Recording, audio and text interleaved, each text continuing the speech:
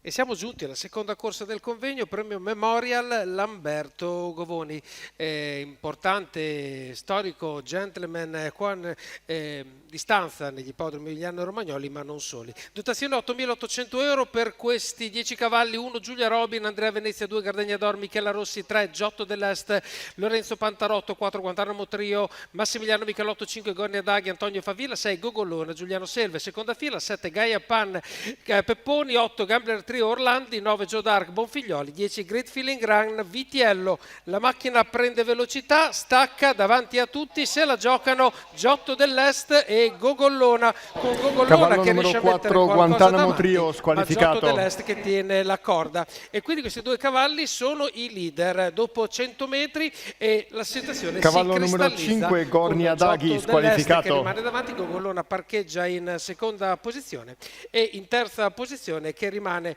presumibilmente il numero 2 di Gardegna d'Or con Michela Rossi, 200 metri in 15,2 e a passo di Cavallo caccia, numero a passo 10 lento Great Feeling ci si Run sposta squalificato. verso i 400 metri, le squalifiche che cominciano a fioccare. 31,8, quindi in rallentamento, si arriva ai 400 metri e Joe Dark si presenta alla Ripetiamo, destra cavallo del numero 3, 10 Great Feeling Run squalificato. Dietro a Joe Dark c'è la figura di Gaia Pan che ai 600 metri forma la seconda pariglia, 600 metri 48,3, quindi andatura assolutamente blanda, e ora lentamente il gruppo compatto si sposta per la retta delle tribune, dove arrivano praticamente appaiati il numero 3 e il numero 9 in 1, 2 e 9, quindi Giotto dell'Est e Joe Dark sono al momento la pariglia che guida il gruppo composto ancora da 7 unità, mentre invece l'ottava è a destra ma è già squalificata. E arriviamo al chilometro 1, 17 e 9, le situazioni sono rimaste assolutamente identiche,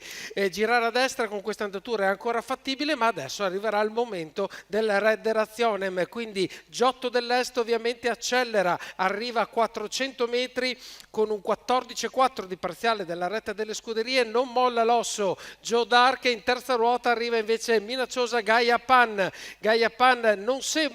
recuperare quello che è necessario per presentarsi sul primo, arriviamo a completare la curva in 14,9, davanti a tutti c'è Giotto dell'Est, Lorenzo Pantarotto lo comanda per mantenere la leadership, ma poi confonde l'andatura e sbaglia, quindi arriva Gogollona. Gogollona deve difendersi dall'attacco di Joe Dark, ma probabilmente Joe Dark è predominante, 29,4 gli ultimi 400, 14,5 la retta, 16,1 la media chilometrica per la vittoria di Joe Dark e Carlo Bonfiglioli, che ovviamente in retta d'arrivo si è giocata le sue carte, ha ovviamente sfruttato l'errore di improvviso di Giotto dell'Est e alla fine ha riuscito a superare sul fil di palla il numero 6 di Gogollona, che arriva seconda. Per il terzo posto abbiamo il numero 7 di Gaia Pan e poi probabilmente l'8 di Gambler Trio a chiudere il quartetto dei vincitori. Quindi vince, ripetiamo ancora una volta,